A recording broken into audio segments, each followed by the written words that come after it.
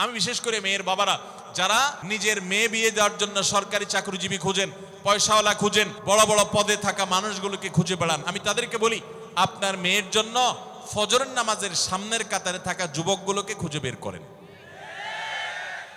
এই যে যুবকরা চিৎকার করছে সবাই ফজর নামাজ পড়েন, আল্লাহ সব যুবককে ফজর নামাজ জামাতের সাথে পড়ার তৌফিক দান করুন।